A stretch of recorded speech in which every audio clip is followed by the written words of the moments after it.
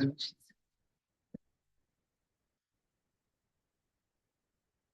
evening. This is the Guilford, Connecticut Board of Education. It is Monday, February 5th, 2024. We are gathering tonight for a Board of Ed special meeting to vote on the proposed budget for the 2024-2025 education year that has been proposed to us by the administration. We have, in the process of these deliberations, had a number of steps. We received this budget at the beginning of January. We held several meetings throughout the month. We had 2 public forums on January 22nd and 23rd, in which the public was invited to come and give their input on the budget.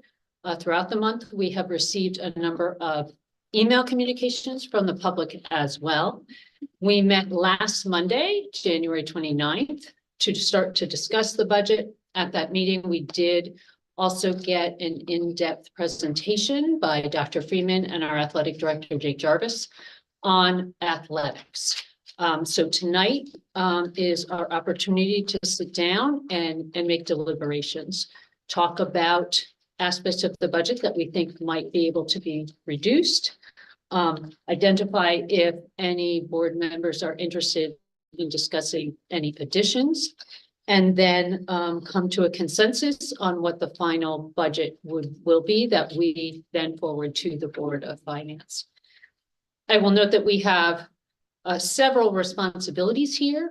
Certainly the utmost is to support and maintain academic excellence in Guilford Public Schools, to make decisions that support student learning, to make decisions that enhance the programs that we want to provide to our students to help them reach their potential. We also have a responsibility to make these considerations responsibly in a financial way as well. We identify and recognize that the Guilford community taxpayers support us. We are extraordinarily lucky in Guilford that they support us in a large number of ways, in numerous ways, as volunteers in the school, as booster club members. They support us at theater arts programs, at music programs, at sporting events. There are just numerous ways in which we are grateful for this community, and we want to make decisions responsibly with them in mind.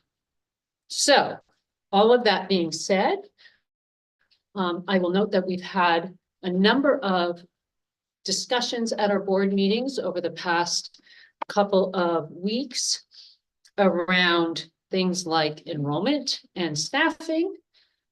We've had some discussions about safety monitors. We've had a number of discussions around various other items throughout the budget. And it's our opportunity tonight to deliberate. Obviously, Dr. Freeman and the administration is here if we have additional questions. If, as we're considering reductions and we want to seek some guidance from Dr. Freeman on things that he might suggest we prioritize, we have the opportunity to do that as well. I am going to take a pause and turn to you, Dr. Freeman, and ask if you have anything you want to say as we begin our deliberations. I would only add for the community, the viewing community, that in addition to the live conversations that you've hosted here, that they've been invited to, that the business office has also responded to approximately 50 questions that were submitted in writing by the Board of Education as part of that ongoing conversation as well. We are here to help you with your deliberations in any way possible. I am acutely aware of the fact that every year the budget that we deliver to you is a draft. And I think in some ways this year's draft was less complete than in other years. There were some big questions that we pointed out to you when we talked about additions and possible reductions moving forward. And we've had those conversations. I think those have been positive and healthy conversations. That doesn't mean that the board isn't left with some big decisions as the administrative draft becomes your final budget, and we then take that forward collaboratively to the Board of Finance. We're happy to respond to questions, or I'm happy to distribute a list of some areas that we think could be looked at as possibilities, areas of action for the board. The list, if we look at it, is longer. I'm not happy about any of the items on the list. I'm not pleased to be suggesting of any of them as areas of reduction, but we can speak to each of them. We can help make recommendations around each of them. I would just suggest that the list, I'm not suggesting that we take the whole list. The list is longer than it needs to be so that the board has options. It's not to suggest that I think we should be cutting everything on this list. In no way are we making those suggestions.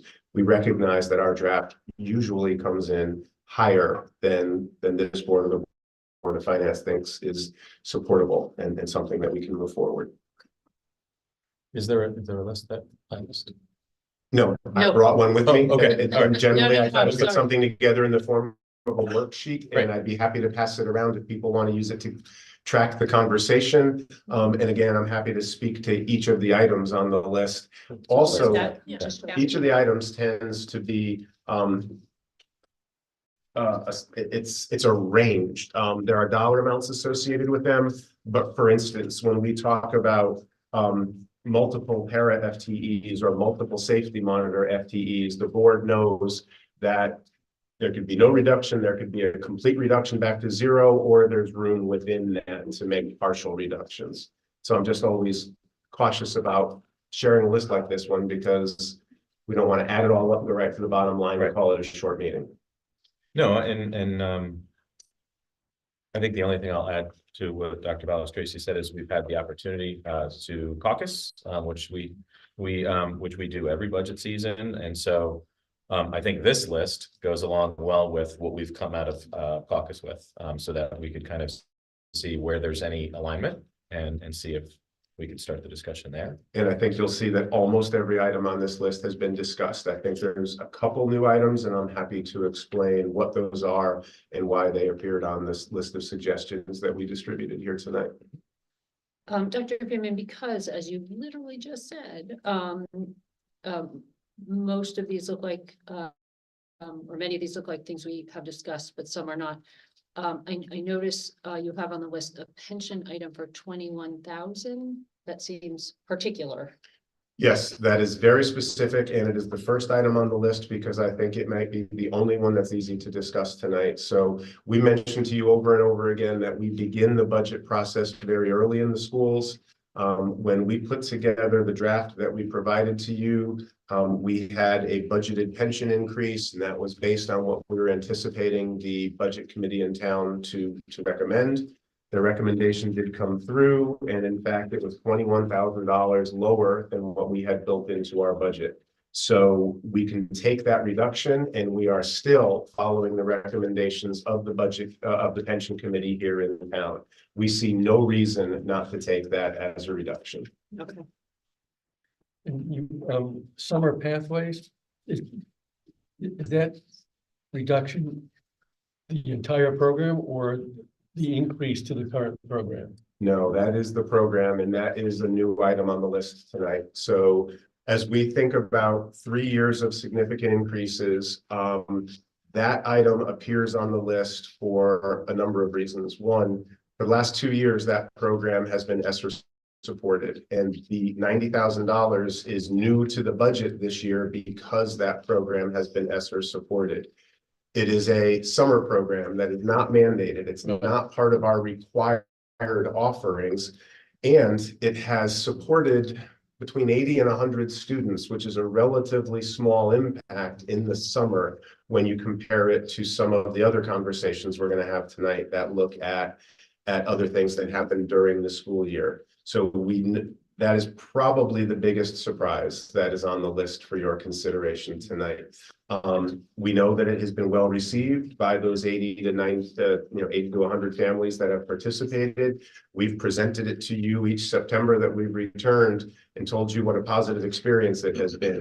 But considering that the ESSER grants are sunsetting, that it's new money, that it's a non-required summer program, we felt we had to put it on the list. Compared to some of the other big decisions we're making between September and June. Dr. Beam, where in the budget is it called out specifically?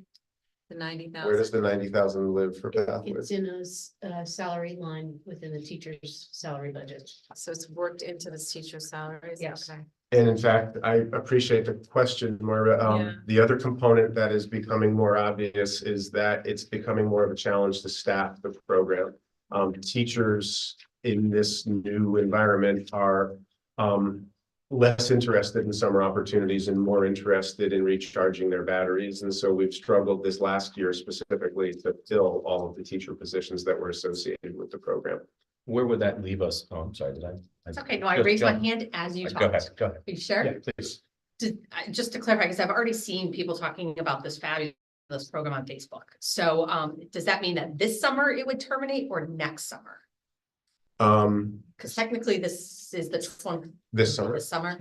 Yeah, this budget ends in That's June, on June. Yes, yeah, it's usually one of the One more early meeting. expenditures. It's one of the early expenditures of the upcoming budget, right? But to your point, I think we've heard some pretty positive We feedback have. about this program. Very, And very it's all much so. over Facebook already because parents are starting to plan for summer and there's already people that are building this into their summer plans. And they're just, and I've only heard phenomenal things about it. I get the teacher shortage part of it, but that does just give me some concern for at least this year. Maybe it's something to consider for the following year and put people on notice of that, but Again, we're not excited about any of these. no, I know, Yep. I know. We felt that we needed to put it out for your consideration. Where would that leave us with any summer programs? So we still offer extended school year for any student who requires an additional summer extension. I think Dr. Goss has spoken, if not at these meetings, at least at the CIAs, that we are looking to still provide a high quality teaching institute this summer. That would be based on professional development for teachers rather than asking them to come in and deliver teaching. There would be a small number of students involved in that activity, but I mean a small number of students. We'd be talking probably in the area of 20 and possibly 40 if we ran it at two different grade levels. So it wouldn't be impacting the 80 to 100 families in the way that Pathways impacted those families. One was not considered a replacement for the other, but again, as we looked harder at places that we could make reductions, we felt like we needed to bring this one up, at least for your consideration. Without enthusiasm. No, Let's see. Dr. Bellis Tracy. Yeah. If you don't mind, if I could just start. Absolutely. I want to talk about medical, so maybe Linda, you might be able to kind of point me in the right direction. I'm just wondering, I don't see that line item here of reductions, and I'm just wondering if there was ever any conversation around that, specifically because we are still looking at a fund balance that is significant, and I just wonder if we're getting to a point where we're putting too much into that fund balance. You know, it is now up to $6 million. And I know that money needs to be there. I just wonder if we're looking to make cuts, right? Maybe that could be a potential area that we should look at. It's always a potential area. We checked with our insurance consultant last week because with every passing month, we want to know, are there new numbers and does this look better? At this point, we budgeted the $800,000 that is already netted into this budget. We did that in the early first draft. We did that with guidance from the insurance consultant in collaboration with town. We checked with Joe Spurgeon last week, and at this point, he's not comfortable offering more. At times, we have pushed and we've gone in even a little bit lower than he was comfortable recommending. And we can still hope that as your budget moves forward to the Board of Finance, and if we have to come back and have more conversations, we'll call and check on those numbers again from Joe. But at this moment in time, it may be a little conservative, but we're holding. We could certainly, you see a lot of blank lines on this worksheet. If the board was inclined to move in that direction, we could certainly talk about that. And you're accepting a liability, but it's backstopped by the fund balance. Yeah.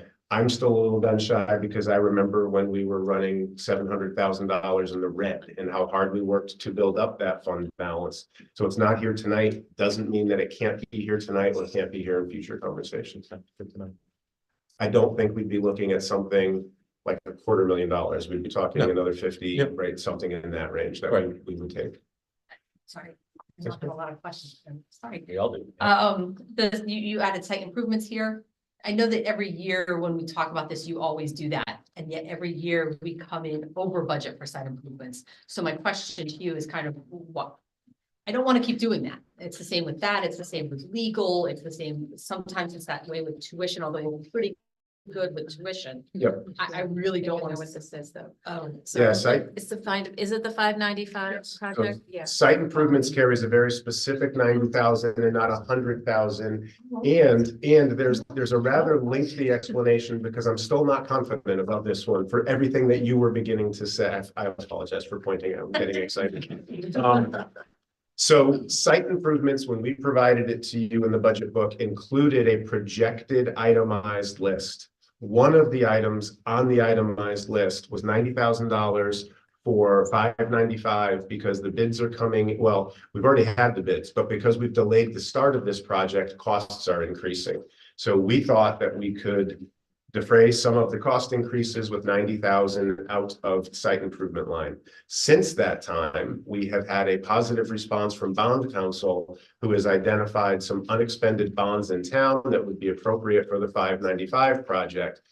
Having identified both of those pools, we now think that it is reasonable to go back to site improvements and reduce the 90,000 that is earmarked for 595. Having said that, I really would prefer not to provide itemized lists because they're only projections. And if you think of it as a pool of money that is more fluid, which in reality it is, and is targeted towards preventative maintenance, then we really want to be building up to a target of 1% of the annual budget. The line as it sits in front of you is not at 1%. And if we reduce it by 90,000, it will be that much less closer to 1%. But because of the positive response from bond counsel and recognizing that this is the third year floating around 4.5 to 5.5, we think that site improvement would be a reasonable place to make that reduction this year. Next year, we may try to come forward to site improvement that doesn't have an itemized list, but has a list of areas that we target that spending towards. Well, you did a great job. Thank you. I get all that, and it always worries me every year in Yes. operations when we're always over budget, and then we're trying to move things around at the end of the school year to make everything line up, so. Yep. Thank you for that explanation. And particularly in the 22-23 year, we went over significantly, but per your point, it has been a line. And Dr. Graham, to your point, and I think we've mentioned his name before, previous colleague, John Ireland on this board regularly encouraged us to make sure that we were at a 1% because it was just a much more responsible way to try to do that preventive work. And while we were getting closer, we've been pulling back in these last 2 and now 3 cycles because of the overall size of the increase each year. So at least what I'm hearing is that on the list that we have in the proposed budget, there is an accommodation for the renovations of 595 future use in the bonding. Yes. Our decision then would be whether we would then consider cutting the 90,000 associated with that on this list, or whether, yeah. right, or whether we recognize the need to have a decent amount of money in a fund like this because our facilities director and his staff are constantly trying to make sure that our buildings are in good shape. And if you desired, we could easily create an updated projected list of itemized expenses. Okay. Mr. Gurnham would have no problem taking that item out and finding other ways to invest those dollars in upkeep and preventative maintenance. Okay. Thank you.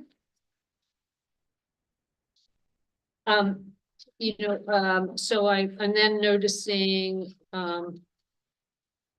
several positions on this list. I think some of these are in the area of positions that we've been talking about for the last several weeks on the board. So there's a consideration around safety monitors. There's a consideration around the drama teacher for Adams Middle School. There is a consideration for the full-time equivalent classroom teacher at LEAT. You will also have here a possibility of 2.5 FTE para positions. Again, as Mr. Delphin-Turn noted, each caucus, party-specific caucus has had time to talk, although we have, as we are allowed to do, and had some sharing in those smaller groups. But some of this certainly overlaps with at least what some of us were talking about in the caucus.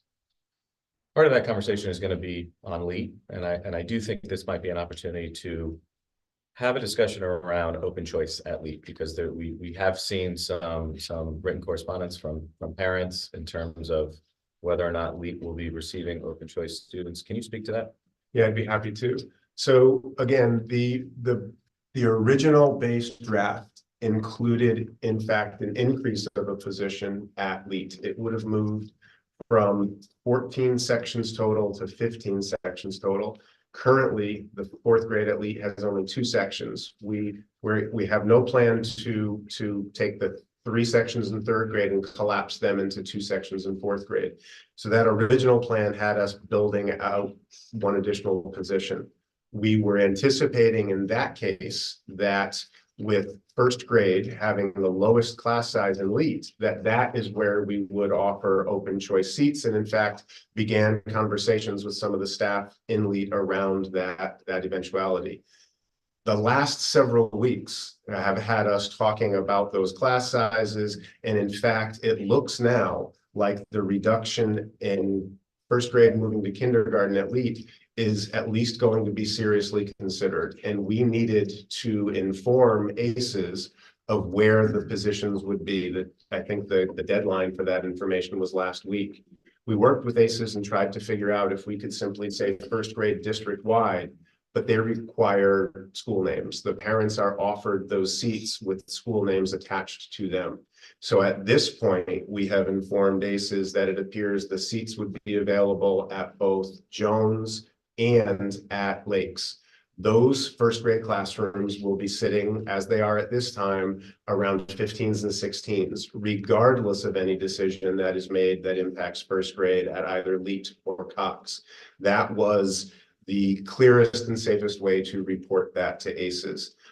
We also know that once a decision is made, we may reach out and try to have that conversation again if the decision ends up going in a different way, but we needed to meet the deadline, needed to give them that information. And regardless, the plan moving forward is that we will have choice students in all grades and at all schools. And so while we may have gotten out 1 meeting ahead with the LEAT staff, we'll be able to catch up and recoup that with the Jones and the Lake staff. And LEAT, if they don't have choice students this year, will certainly have choice students in coming years. And so it has not been any wasted effort on their part. In particular to that kindergarten class right now, I mean, if you were to just look at the numbers, that would make the most sense to bring in open choice students. Just looking at the numbers alone of the class sizes. Now that the decision's been made with ACEs, are we past the point of reconsidering that? We think we may be. Okay. But again, if the decision was made to restructure those 3 classes into 2, then it would not have Correct. made sense, right? Choice has to be based on our open seats. Mm-hmm. We will have open seats in Lakes and Jones, regardless of that decision. We may not at LEAT. And so we weren't going to Correct. make an open choice decision that then would in any way influence the decision that you might make about that class size at LEAT. Okay. Thank you for the explanation. That was perfect. Is there anything else on this list? I think the last thing we're noticing is a potential suggestion of ice time in athletics. Is there any interest in the board in considering a cut to any of the athletic entries in the budget at the moment? That would be a reduction of new monies. So this Right. budget includes an additional $25,000 that will essentially bring us to full funding of ice time. If we reduced by 15, it would be another contribution of 10,000, getting us closer to full funding, but not closing the full gap. I also for tonight's conversation didn't include other new monies in athletics, but specifically there were a number of new coaching positions, including a head coaching position for 2 seasons of cheer. Those are all areas that could be considered as well. I didn't even want to put those on the list tonight, but obviously those could be open for consideration. Mhm. Dr. Balistraci, I would also just like to note that the para reduction, when we suggest reducing the number of paraprofessionals, that is a budget suggestion that will carry liabilities with it, just as reducing tuition would be. So to be completely honest, we have a projection for paras that we anticipate needing next year. We could be off, we could have over projected, and so we could make this reduction of 2.5 or 2 or 3. I want to be really clear that when paras are identified as necessary through the PPT process, we will fill those positions. And so even if we reduce this line, there's simply a greater possibility that we might come in over the line without making a reduction if the needs are there. If we reduce it, we will not stop filling para positions if they're identified as needed. We may end up running over in that line. But that happens when you make reductions to the tuition line. We just talked about how that could happen with site improvements. I just wanted to be really clear because it's FTEs. Yeah, thank you. That's the position we would need to take. I know that the last couple of years, we received more from the state in excess costs, but we're not anticipating that high of a reimbursement rate going forward, correct? Well, we don't know. Yes. We don't know. The preliminary news this conversation. year, the preliminary news this year is that we will track closer to our projection, if not for the first time in years, a little below projections. Did you want to add something? No, I just was gonna add that we won't really know that till the governor puts out his proposed budget, and then it could be months before that settles. Oh, out. as this budget will be impacted, yes, I was Yes. actually, I was talking about this current year. Yeah. Oh, no, yeah. Exactly The right. state budget, but in Yep. terms of the ECS funding, if it did get shifted away, Yes. we wouldn't know that in time to, right? No, It's but important to it's- think about, yeah. yeah. All right, so thank you for sharing your thoughts. Well, we were discussing in our caucus meeting, the HVAC person for $90,000. Thinking that even though it makes good sense, if we have to cut the budget, that would be an obvious one. But the note we got today is that $90,000 has already been deducted from the Correct. service line, so that if we took it out, we have to put it back in the other side. Or risk being very under budgeted on an HVAC service line, correct? Yeah, that's a helpful clarification. We did have a very healthy conversation about this position, because that was, it was around that concept, but then also the thought was, do we have anybody in-house that we could train to be HVAC certified? I mean, is this a position that we would want to Apprenticeship. bring somebody up from within? It would take years to It's- train Okay. somebody. Yeah. It's a lot, I mean, to. Thank you. Ultimately, yes, but it Yeah. would take a long time, yes. I was about to punt, And but you thank need, you. you need someone who knows what they're doing to train the person, so it's. Well, they have to get licensed. Yeah. Got it. It's a 3 to 5 year licensing process. That answers that then. This is what is really helpful about having a range of expertise. That's exactly right. of education. Can I ask about the drama teacher at Adams and just have a conversation about that and just understand?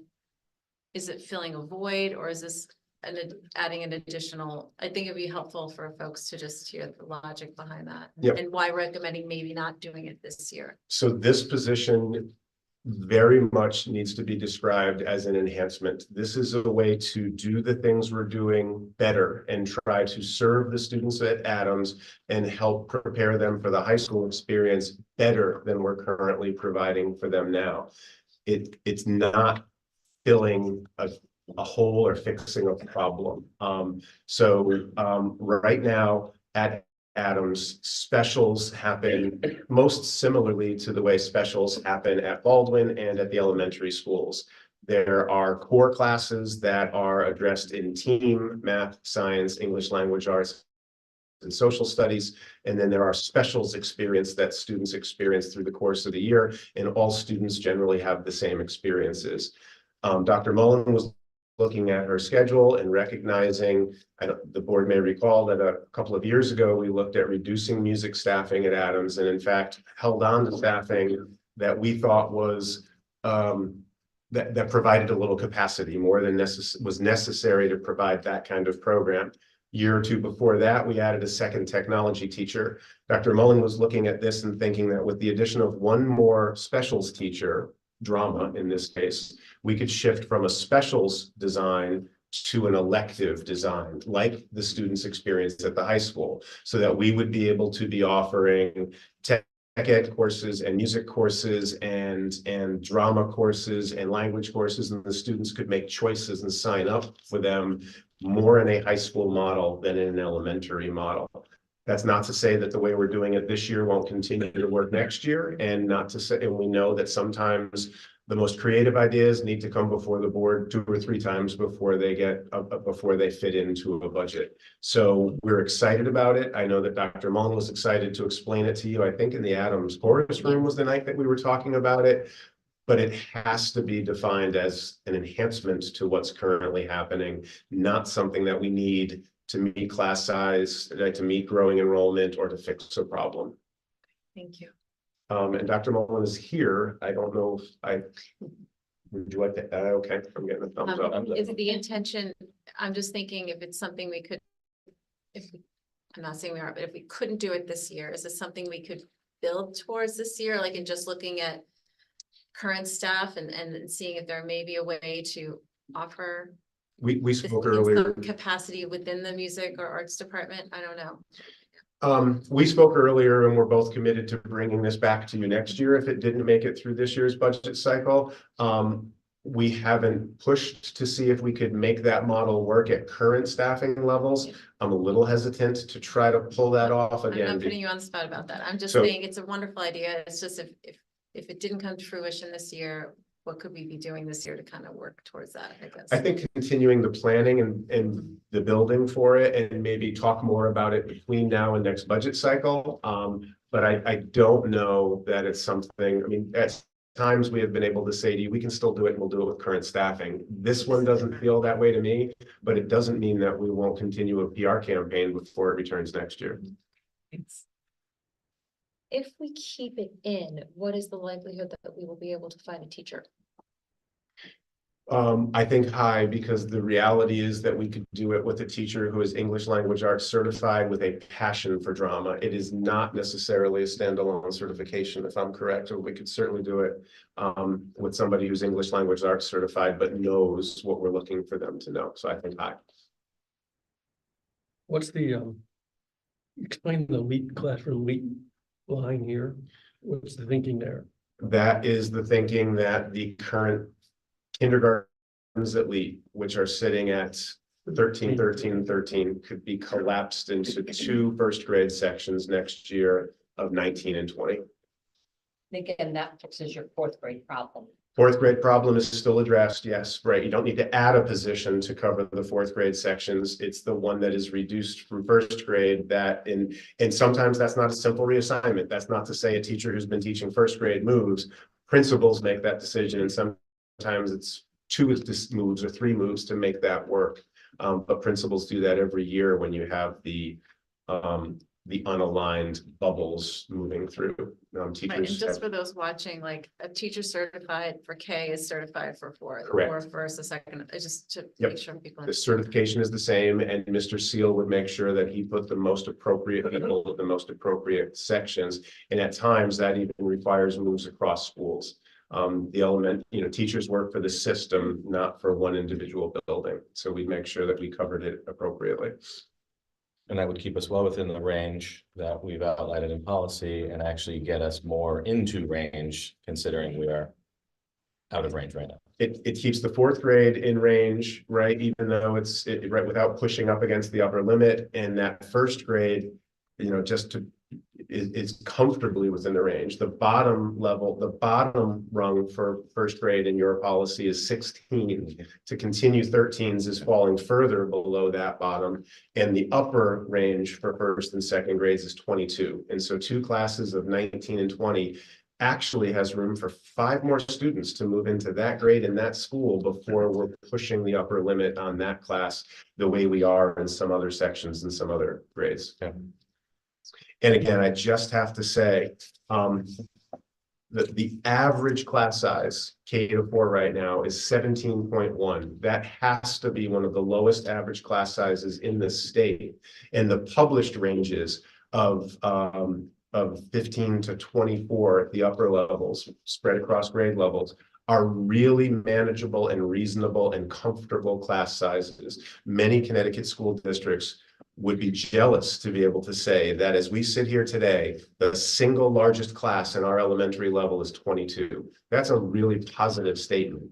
And so I know that people are really engaged and thoughtful about this conversation, but I can't make it clear enough that the published policy ranges that this board endorses are really positive and manageable class sizes to have in our schools. So I don't want to cut off questions, and we can continue to ask questions. But we've done some discussions, obviously, over the last few board meetings. People have individually been diving into their books. We're starting to touch on some of the topics that I know have been considerations for us.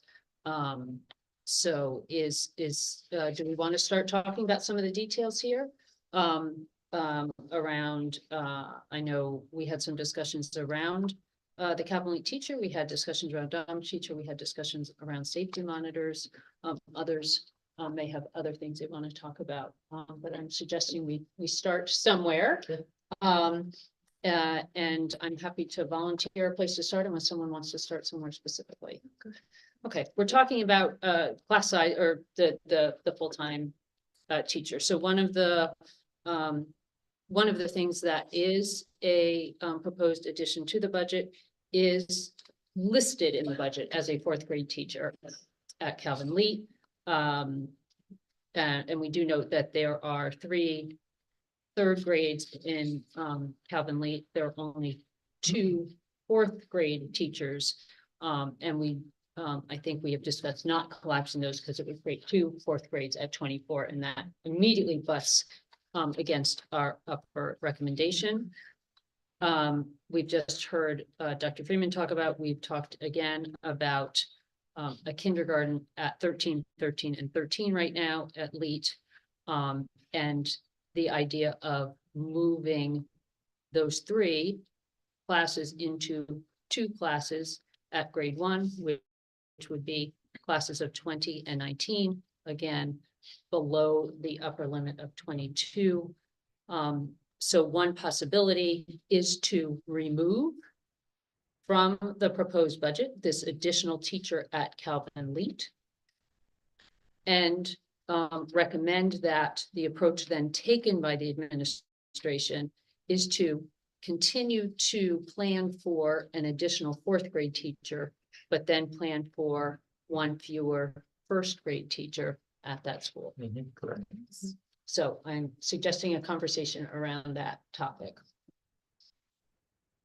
Just remind the board that we have collapsed classes in the past. Absolutely. As recently and as at AW Cox just a couple of years ago during the pandemic. So I think it's the easiest, I'm sorry. I know it's the easiest numbers wise. When you take out the human element of it, it's the thing that makes the most sense. So I would definitely. In fact, Mrs. Baldwin, the policy is written in such a way to suggest that we should be doing this each, Yes. right? That it should happen between K and 1, it should happen again between 2 and 3. Otherwise, the scaled sizes in the policy are meaningless. Yeah, we So, can't sustain this district-wide. correct. Right. There is, I think there are a couple of concerns, some of them named here. Sustaining this district-wide is not possible. We've had some, certainly parent input and concerns about equity. We know every year that there is variation per grade across schools in elementary because we have 4 elementary schools, and it is simply impossible to ensure all 4. What we do try to ensure is that these classes stay within proposed And limits. this change reduces the variation that we And saw that is in exactly kindergarten right. this year. This this proposal really does reduce that variation. Other thoughts on I this? mean, I would also like to remind everyone that we did offer parents at Cox the opportunity to enroll their student athlete last year to try to alleviate some of this. And I don't think did we have one taker? We had very limited interest, and so while it was a wildly creative idea, it was a wholly ineffective idea. Sure, but Yep. it was still an attempt, you know, Yes. so it was a good idea. It was worth trying. So I think that's partly how we wound up continuing at this 13, 13, and 13, which is far Right. lower than our recommendations. Are there concerns, anyone who has concerns about this? I think what we can do is write down our ideas here and then vote at the end. Yeah. But as we're discussing this particular issue, does anybody have concerns, more discussion, thoughts on this proposal? Be comfortable leaving it in the reduction line. Likewise. Okay, so at the moment, under proposed reductions, we have the pension of 21,000, which was noted at the beginning as, and then the elementary school teacher at Calvin Leet, which is in the budget at a $65,000 expense, so that would be a further reduction for consideration. And just to note, that was a proposed new position that we are taking out, and so this does not cost a job, this Right. doesn't lay off a Right. real person, and we're working with a budget number of 65,000 because it is a new position that is simply not going to be new next year. Right. Yep. And I just, this is like totally an aside, but I picked up the newspaper on Sunday, didn't even register, and the main headline was schools bracing for massive cuts and layoffs. So I do want to just say I commend this district and I commend you, Dr. Freeman, and all of these people who work so hard on our budget, because the main focus of the article was ESSER funds that were ending and schools had not prepared for that and then not built that into the budget. You guys have done the most amazing job. When I read that article, I get chills because I'm like, you guys anticipated that, built it in, and we're talking about one staff member versus 20, or social workers or psychologists, or, so I'm very proud of this district, and I adore the board or the panel that puts this budget together every year, because you really were very thoughtful. I think that was the phrase you used a lot, Dr. Freeman. Thank you. Thank you. Excellent. Other thoughts or suggestions? The site improvement line. While we've recognized exactly where that 90,000 could move in bonding, I do feel like it's an opportunity to make a reduction, but maybe not a full $90,000 reduction. I'd like to earmark a $50,000 reduction, at least right now, and at least work that into the reduction line and see where that goes. What other people think about that suggestion? I want to understand the delay with 595 a little bit. That's getting us to this increase of 90,000. It's been like several years now, and I just feel it's a responsibility we should be explaining to, because yes, we're bonding, but it's still borrowing money. So I just want to understand, are we going to be saying this again in 6 months? Oh, the prices are more, and that we needed to buffer that more, you know, in terms of keeping the site improvement line higher. I just want to understand that. I think we're probably going to need Mr. Gurnham to help with that Yeah. answer, and we have already been talking about making 595 an agenda item for your next operations committee meetings. So, I mean, the quick answer is that since this is an office project, it has always been at the bottom of the priority list for all of the summer scheduling. We've moved school building projects ahead of it on multiple occasions. But I do think we should probably talk about this more globally at the next operations meeting when Mr. Gurnham is in attendance. I guess is there confidence that 90,000 in bonding will be adequate, or is that we don't? There's some confidence. I think we need to have further conversation, and I'm just not comfortable doing it without Right, Mr. I'm Gurnham. just trying to think, like, if we're allotting the 90 for bonding, but should we be creating a little bit more of a buffer on site improvements? God forbid it goes a little bit higher. And so to John's point,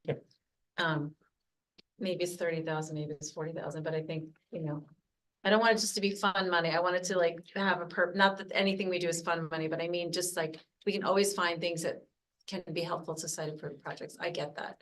I would love to see us at 1% every year. It's really hard when you're trying to do everything else that touches the students every day first. We will be able Yeah. to spend those dollars well every single year, especially at the level that they're at now. I do think that the suggestion to take some of that and wait, because we may be back at this conversation if the Board of Finance reduces us Yeah. further. So if we were to reduce 45 now or 50 now, then yes, we might be back here taking another 40 or 45 if the Board of Finance reduces the bottom line further from whatever decision is made here tonight. So that seems completely logical to me. And I agree that we should talk more about 595 at a meeting where we can have Mr. Gurnham here to help us with that conversation. Thank you. What do other people think about this proposal? I think there can be a reduction, I think a 50,000 reduction is maybe too much. Every year it's over budget, Yeah. every year, and you just think about the emergencies with the asbestos this year, the pipe leaking.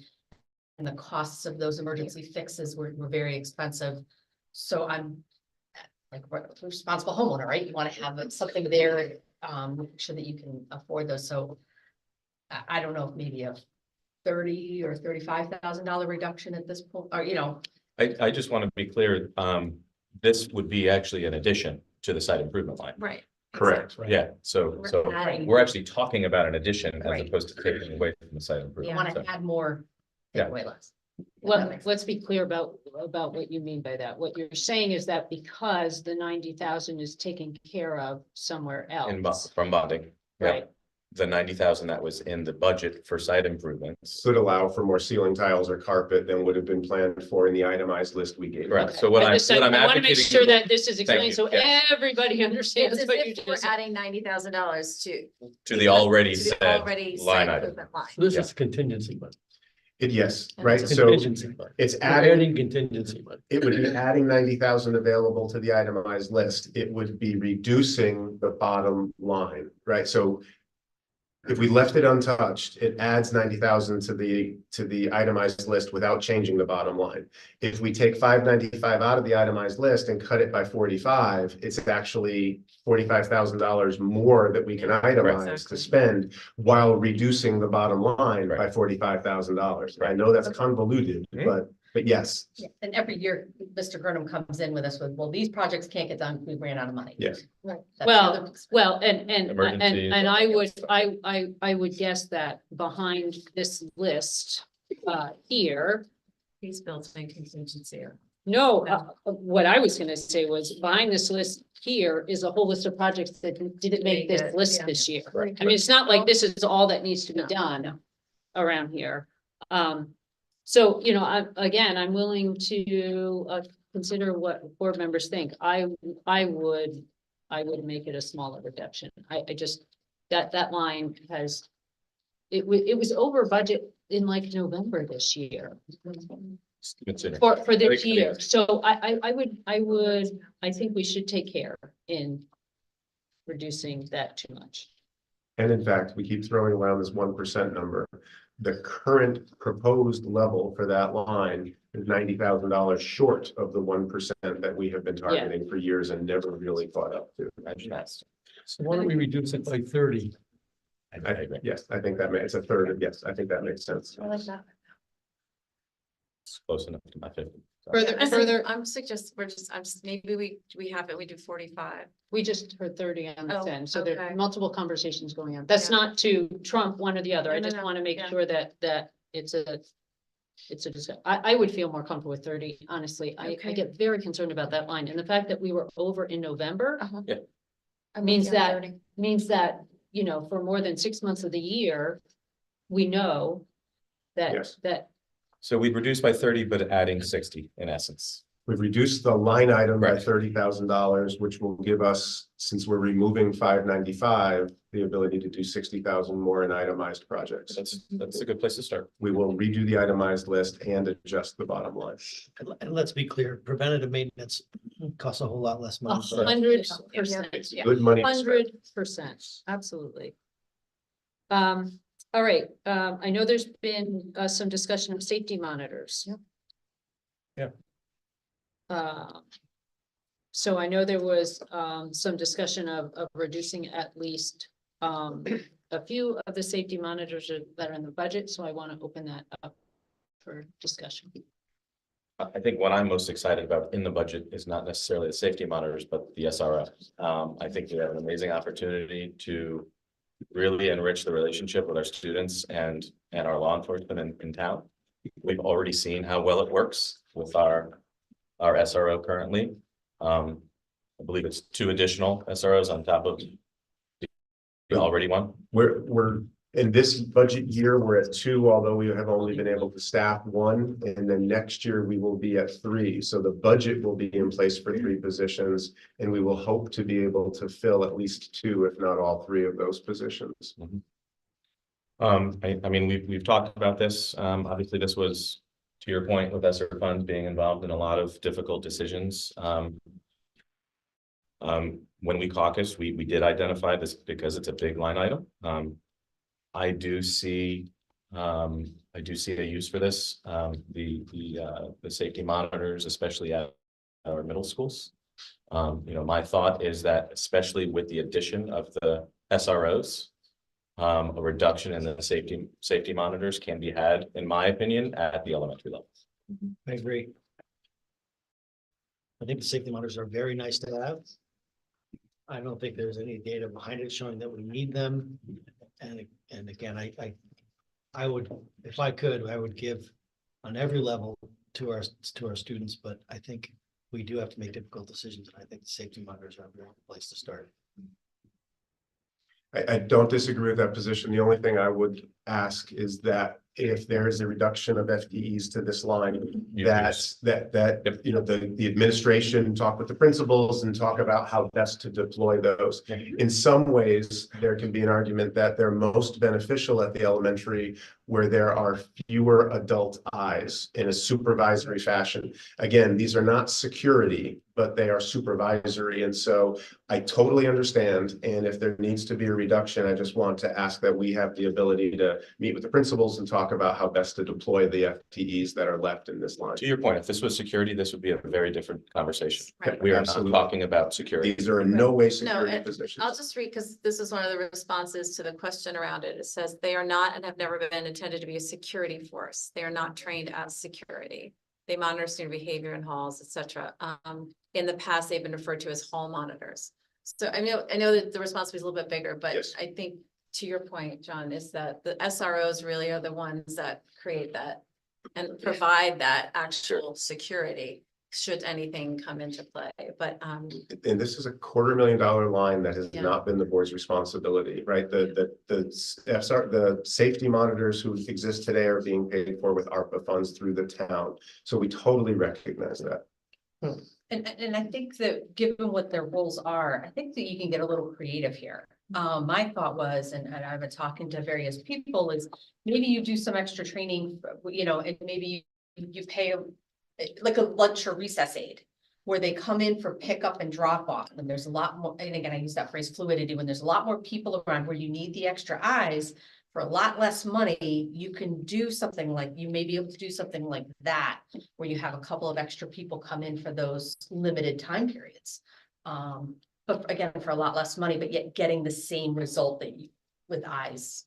I think that's why we would defer to you, right? Like, Yeah. like you're asking, because you've always come up with some really creative and really brilliant solutions in the past. And so I don't think we should be the ones telling you how to determine that. I hope, and I don't want to speak for everybody, but I think that that's. No, and we'll certainly work in that direction. Yeah.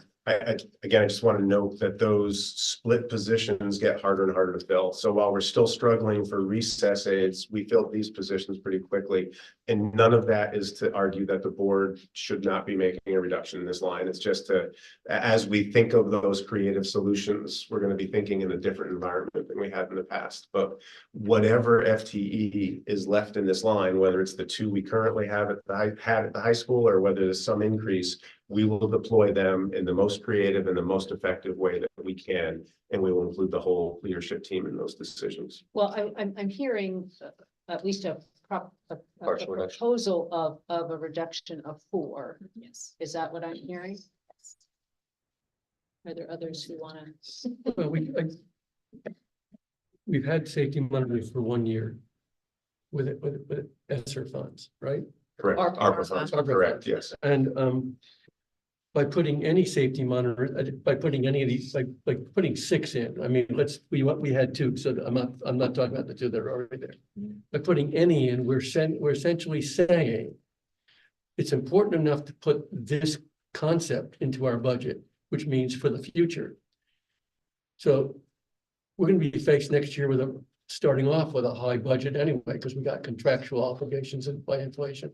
So if we didn't put any of this in this year, okay, we ought to do it and say, we just don't think this is as high a priority as other things we're gonna do. By putting anything in there, we're saying, well, we're not gonna do it all this year, but our goal over time would be to do more safety monitors. And so the question is, it's worth having that conversation now and saying, is safety monitors high on our priority list with regard to classroom teachers or SROs or anything else? Or is this a time when we say, we're just not gonna do it for the moment? And if it comes back next year because the 1 year experience we've had shows up as a terrible thing by not having them. Mhm.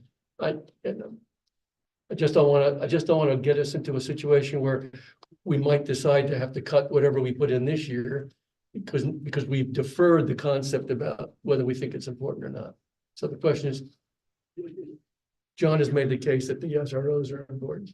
Yeah, we're certainly not Okay. discussing that. Not discussing that. Yeah. So, so if we're gonna go 4, should we go all of them? I'm raising that question. I'm not recommending.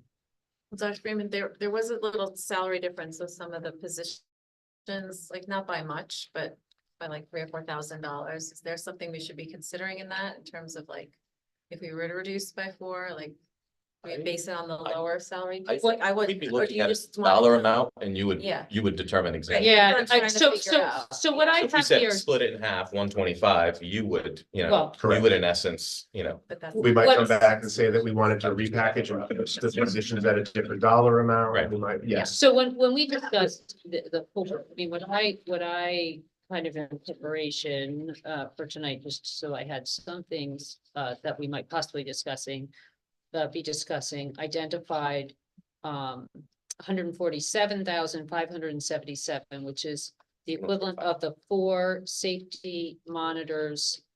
Again, at the elementary school with the decision to say to the administration, we're taking 4 out. At this point, I think we're talking about the difference of 5 or 6,000. No, I'm saying between a 38, I'm sorry, we're talking 2 different things. I'm saying a per safety monitor amount, if we just take the 4 bottom out, we are, and decide to reduce this by 4 safety monitors, we are reducing the proposed budget by $147,577.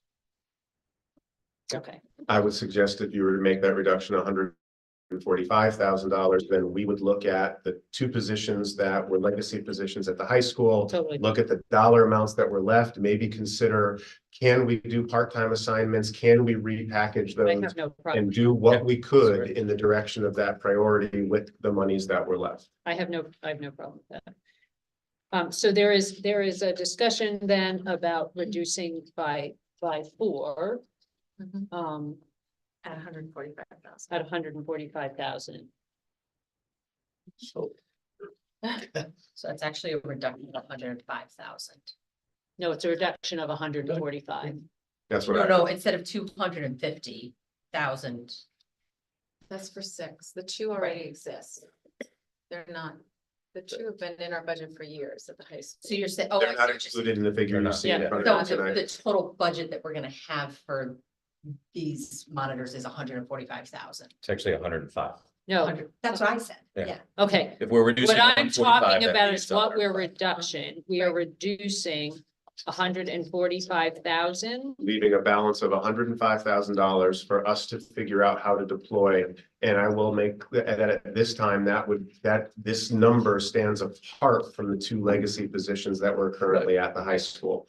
So there are 2 FTEs at the high school plus $145,000 to Okay, provide Yeah. this kind of layered monitoring supervision. We'll figure out what to do with that and report back to the board on how we intend to use those funds. All right, Pause and take a look at that number. yes, so we have, 4 safety monitors at 145K. We have a, FTE elementary teacher at LEAT for 65. We have a pension reduction at 21. And we have site improvement reduction at 30. Which is 261K. Yeah. Which, if we're also interested in this, and I'm quite sure my partner in crime over there, Linda, is going to correct me or Beat you to it, maybe? no, or beat me to it. She's most definitely gonna beat me to it, my friend, because clearly it's taking me a while here. Just trying to figure out the percentage. I am Yeah. figuring out the percentage, but Mrs. Trudeau is being really polite and waiting for me instead of just blurting it out, because I'm quite sure she's already gotten it. And I just blew that. Linda, what do we got here? 5.08. Okay, By reducing, those things, we get down to 508.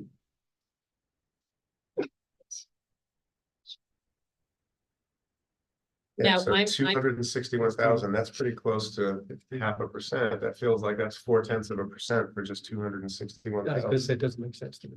okay. Oh, no, I think that makes perfect sense. Does it? Okay, Oh, it sure does. 210, Yep.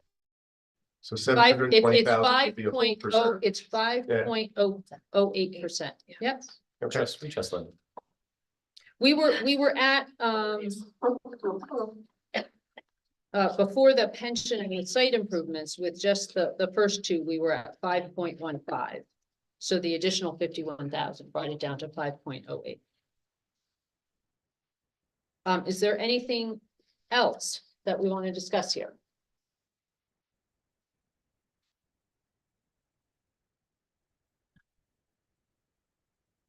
I don't think any of us are looking to take summer pathways away, although that was No. a recommendation, so I think unless anyone else wants to talk about I- it. I would- don't think that's.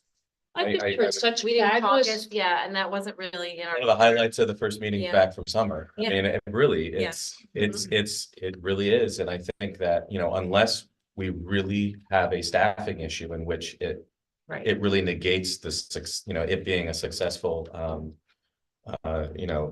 summer pathway, I'd rather keep it in and Yeah. have that experience, even if it's only 80 children. I mean, it makes a significant impact in summer. if staffing becomes the deciding factor, then we may end up limiting the size, but we would not shut it down completely. If we can only get X teachers, then we would offer X number of, X times those number of seats. And that So- would in turn reduce the budget needed to, Yes. Yeah. Which would also then end up costing less moving forward Right. if we had to limit it because of availability. We have advertised outside of Guilford for those positions. We prefer Guilford teachers, but if necessary, we advertise out. And again, not looking forward to this, but if we have to have this conversation again following a Board of Finance meeting, then we can talk further about that as well as any other item on this list or any partial item that's been left on this list tonight. I hope that doesn't happen, but our experience has been that at times happens. If in fact, last year at this time, we were talking about how big a summer program could we create in the future years, because it was so enriching. So rather than worrying about safety monitors as a principle, here we've already agreed that this is really a great educational opportunity. And if we can enrich it and expand it, all things considered, that would be something we want to do over the next 5 years. And I just want to remind everybody in the viewing audience too about the salary increase that makes up most of this budget increase. I think we talked about it before we went into the meeting. But I want to say it's like a 3.5 or 3.8% increase. That's really the driver here in this 5% increase. Yeah, I appreciate that. When we made the initial presentation, it was important to, I think it remains important to know that of the original 5.4% increase, which is now down significantly, about 1% of that was connected to ideas like a drama teacher or expanding classroom positions or embedding into the budget the last 2 or 3 ESSER positions that we had not taken on. Most of that increase is due to what we would identify as non-discretionary increases. Costs of doing business through inflation, contractual increases that are obligated not just to the teachers, but to all of our bargaining units. That's exactly right. Most of this budget increase is because of the environment that we are in, not because of enhancements that we're excited about bringing forward. And then the other thing, just in terms of sharing information about what we need to consider every year, is that approximately 60% of our budget is salaries. Yep. Contractual salaries. About 20% of the budget is benefits associated. So that everything else is in a 20%. And that's not fluff. Right? That is everything from school supplies to transportation, to heat, to water, to tuition, to textbooks, right? Yep. But those numbers, it's always good, thank you, to remind people kind of the Yeah. context within which these decisions are being made. And just to say, like, yes, we had a teacher contract negotiation, and that I feel was very deserved, and it was really thought through well, and across the state that has happened, and I think it's a good thing, but yeah, it's an impact to districts that, you know, so I think we're in a real, to Jen's point, we're in such a good position comparative to largely many districts across the state right now because of the smart planning around ESSER funds going away and teacher contracts being renegotiated. There are a lot of districts that are at 8, 9, one is at 20%. Yeah, the numbers coming in some of these districts are Yeah. 6 and 7 and 8. Yes, exactly. And, That's the and norm. like you said, 1 at 20, which Yeah. is breathtaking. So, Are there other things that the board wants to consider tonight? I just want to understand. So if we're at the original, just again for the audience, our original budget number was 5.47%, correct? And 4.46. Yep. 4.6, thank you. And so the reductions we just discussed get us down to 5.08. Mhm. So it's almost a 0.4% reduction. Okay, I just like want to put that in context to kind of, all right. And for every percentage, and Linda, you're a mathematician, in terms of this budget, every percentage point is equal to how much in terms of spending? 20. A 1%, a 1%. Yeah, just a 1% A 1% is 724. $720,000. Yeah. Right, okay, just again, put it in context for the overall budget, yeah. We talked a little bit about positions that were added through ESSER funds and ARPA funds. One of those was the health aide. Can we speak to exactly what that position does? Because, you know, again, to Jen's point, there's a lot of districts that are faced with major cuts because of those fundings that now is sunsetted. So can we explain exactly that, you know, how that position was brought in, why that position was brought in? Was it brought in because of post-pandemic issues or during pandemic issues? I need to refer Jason to you and Linda to answer that. Yeah, it came in through the monies received all through the town initially, I believe, right, Linda?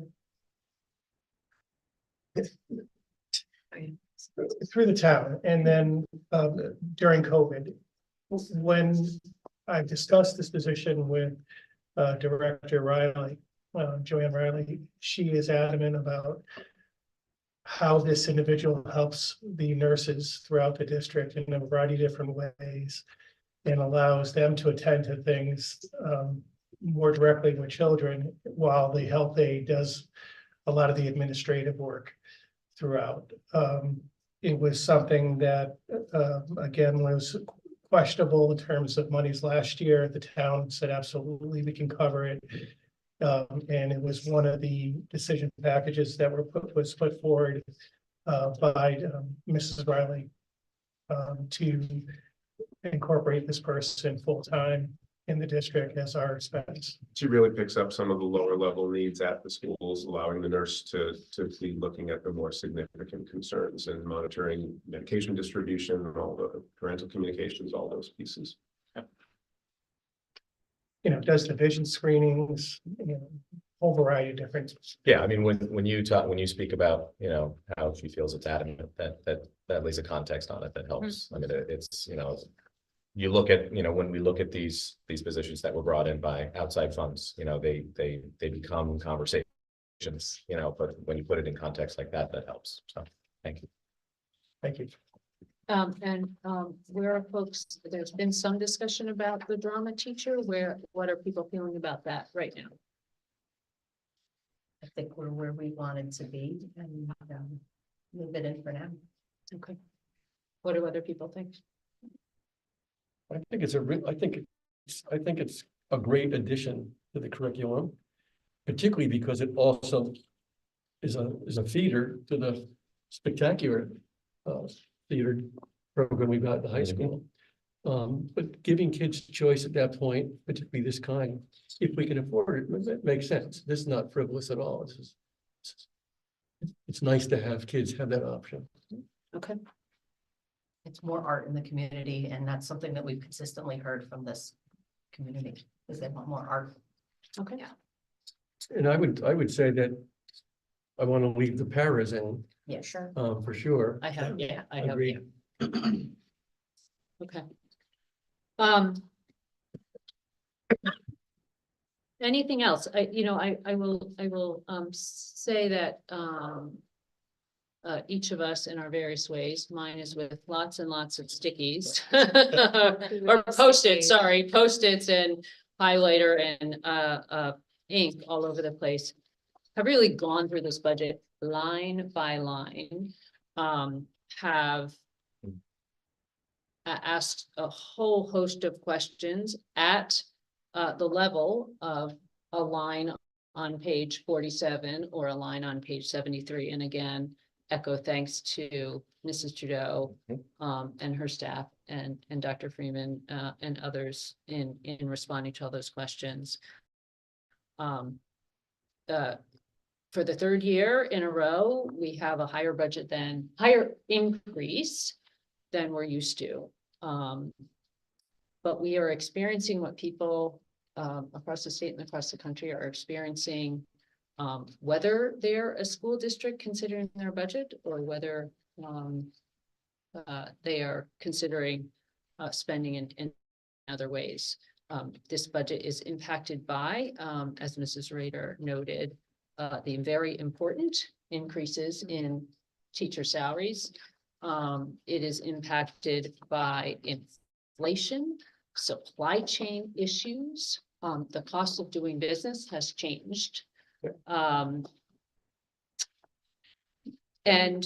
we are actually considering right here at this point a lower increase than a lot of our neighboring communities, and some of that I'll echo Mrs. Baldwin, is 100% about the very careful spending and allotment of ESSER grants, and then the careful rolling them into the budget over the last several years.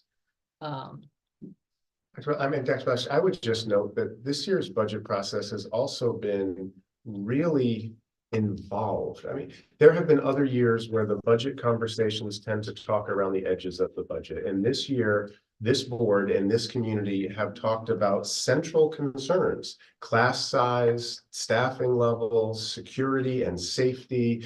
And I appreciate the community members and this board and this thoughtful conversation about things that are in fact central to our mission.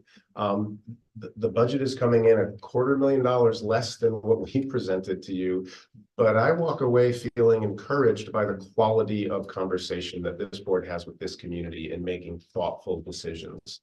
And I expect we will have the same quality conversation with the Board of Finance and at the town meeting when we continue to move this forward. It really is the way that this process is supposed to work. And I appreciate all of your time and energy and thoughtfulness in moving this forward. So I'm going to summarize what we've discussed so far and then ask if any board member has any additional discussions they want to hold around any additions to our consideration. We are considering a reduction in this proposed budget by 4 safety monitors, which will equal a reduction of $145,000 in the budget.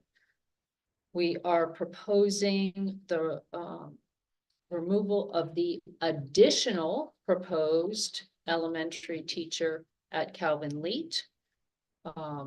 That reduction would be a $65,000 reduction to the proposed budget. And again, it is our recommendation that what happens then is that a 4th grade teacher is moved into that position at Leet, and the 3 kindergarten classes that exist now become 2 first grade classes. A reduction in the pension line of 21,000.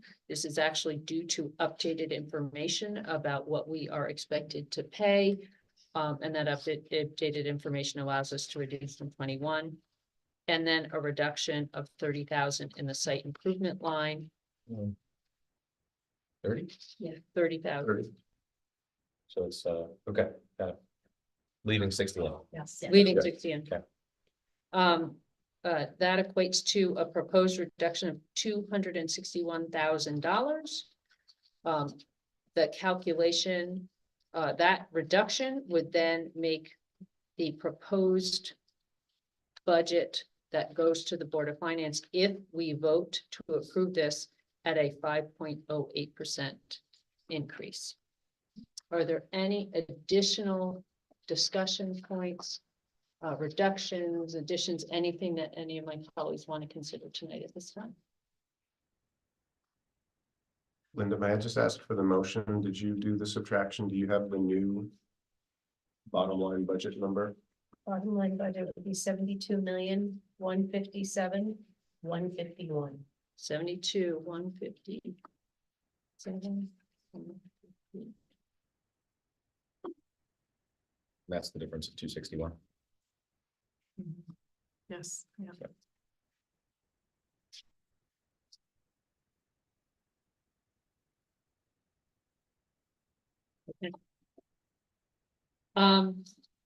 Given that I'm not hearing any additional conversation, I am going to entertain a motion that this Board of Education votes on a proposed budget to move forward to the Board of Finance in the amount of $72,157,151, which represents a 5.08% increase from the 2023-2024 budget.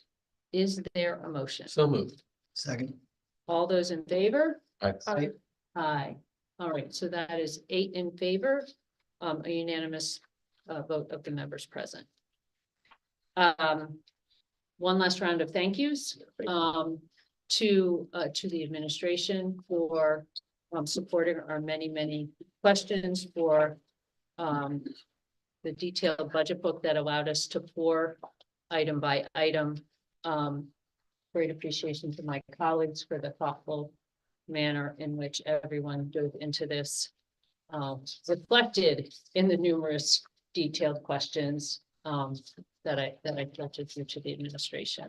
Dr. Tracy, do we want to give a timeline update? I absolutely want to give a timeline update. Thank you. So we will update the budget materials to reflect the new 3-page summary with the changes made that were approved here tonight. This budget will move forward as the Board of Education's approved budget now, and we've been preparing to support you as you present it to the Board of Finance. And per our budget timeline, this budget will be presented to the Board of Finance on Thursday, February 15th. I expect, and I should have looked this up, that happens in the community center. The Board of Finance, per our timeline, will be holding a public hearing on the budget on March 5th, 2024. And then we'll be scheduling, they have scheduled here on the timeline, a workshop on March 7th and a workshop on March 11th, if necessary. So they very typically schedule a public hearing and then 2 meetings. But note throughout that process that they only hold that last meeting if they have not been able to determine a final decision prior to then. I encouraged members of the community to look at the calendar on the Town of Guilford website, which will update times, locations, and give this information to the community as they move forward. That being said, any last comments before I ask to adjourn? No, all right, I will entertain a motion to adjourn the meeting. So moved. Second. All those in favor? Aye. Aye, all right, thank you. Thank you to the community, those of you who are watching and those of you who have joined us tonight.